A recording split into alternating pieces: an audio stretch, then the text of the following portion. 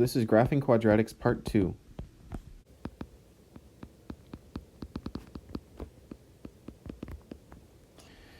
In this video, we're going to do examples from your first homework, which was factoring.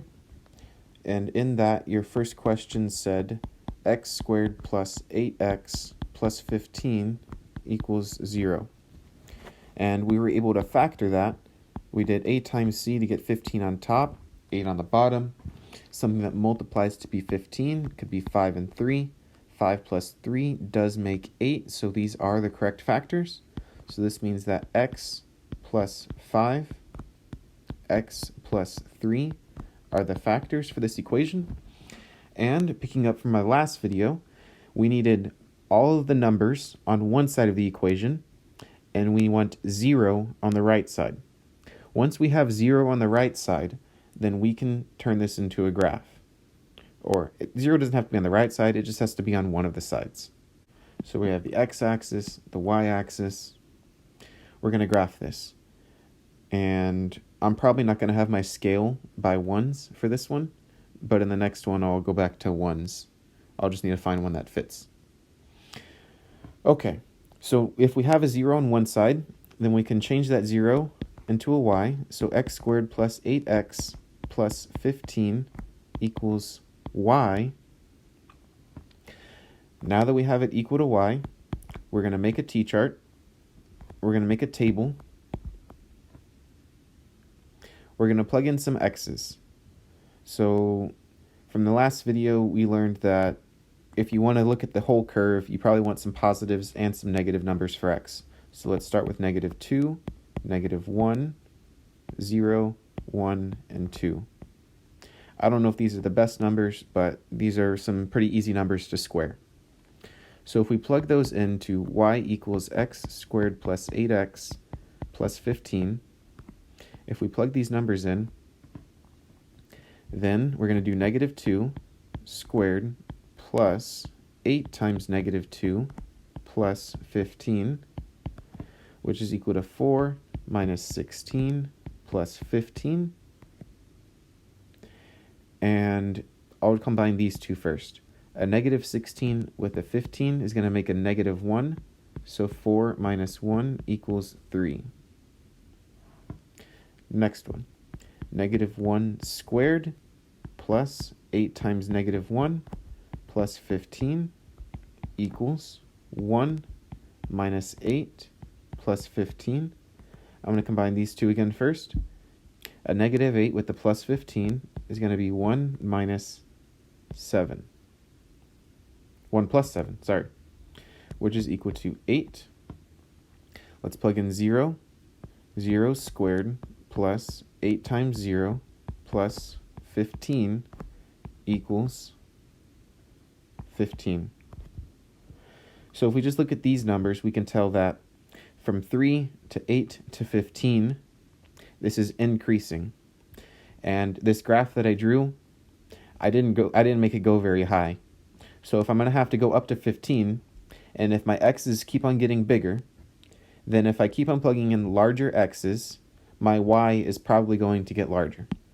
So I'm going to change these two because I want some numbers that are actually going to fit on my graph. And we're going to plug in -3 and -4 for x instead. So -3 squared plus 8 times -3 plus 15 equals 9 minus 24 plus 15.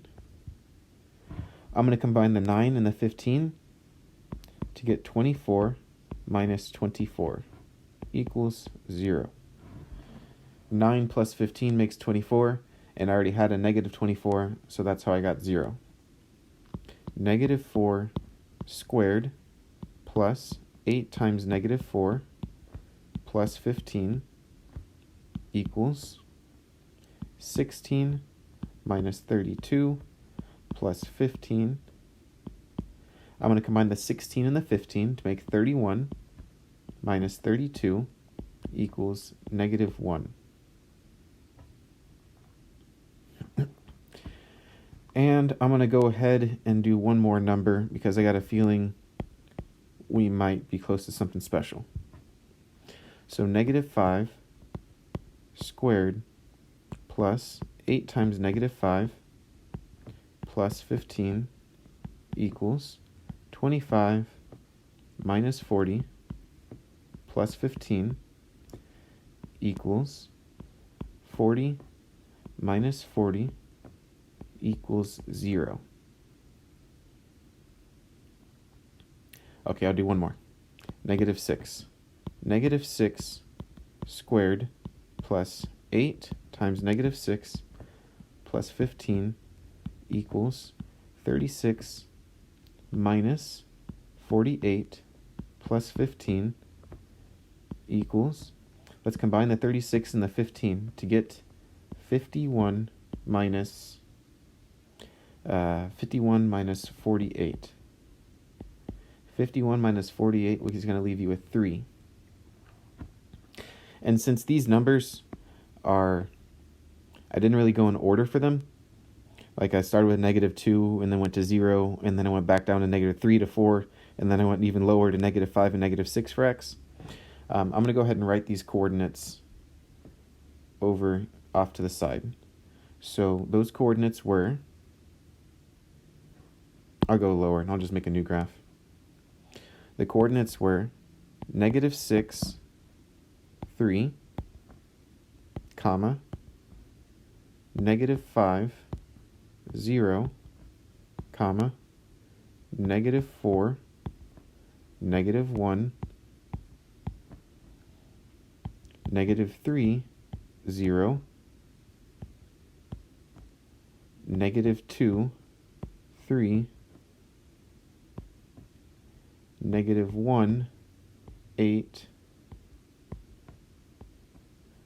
and 0, 15. Those are my coordinates that I got for my graph.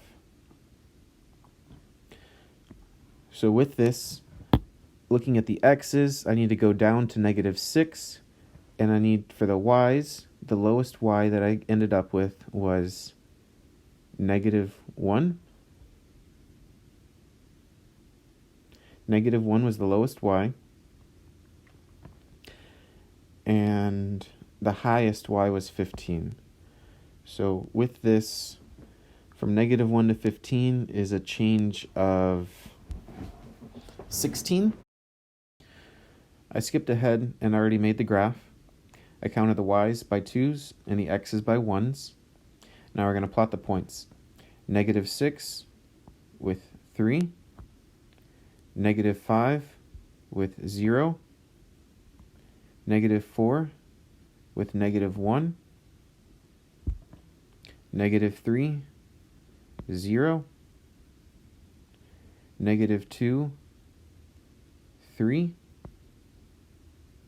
Negative 1, 8. 0, 15. Okay. So from this picture, let me make some of these dots a little bit larger.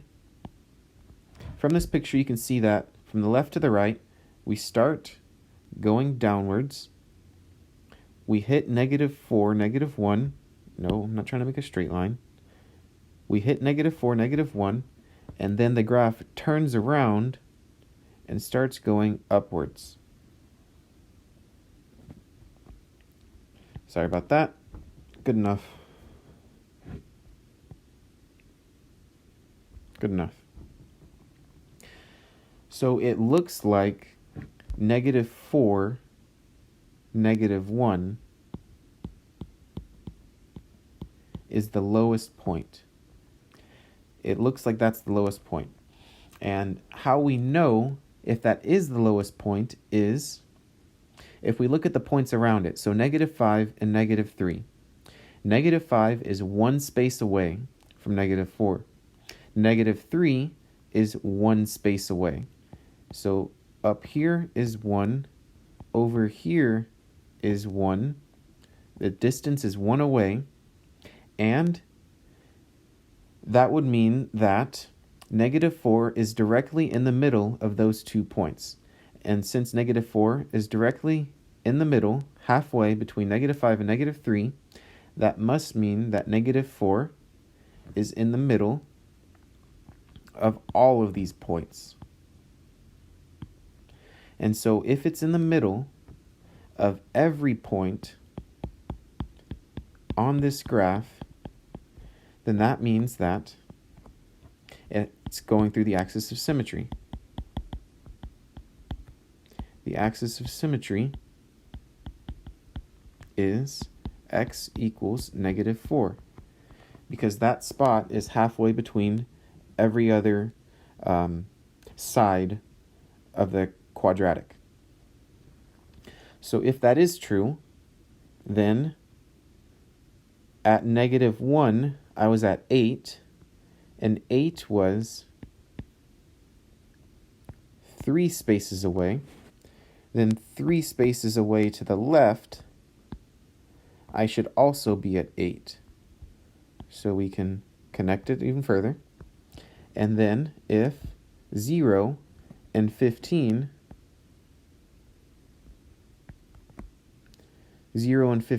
are 4 spaces away from the axis of symmetry, then 4 spaces in the other direction, we should be at the same height.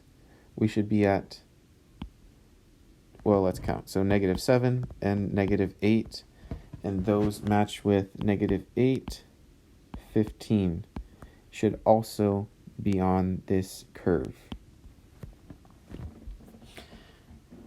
So in this video, we use the axis of symmetry, and in the next video, we are going to talk about certain labels.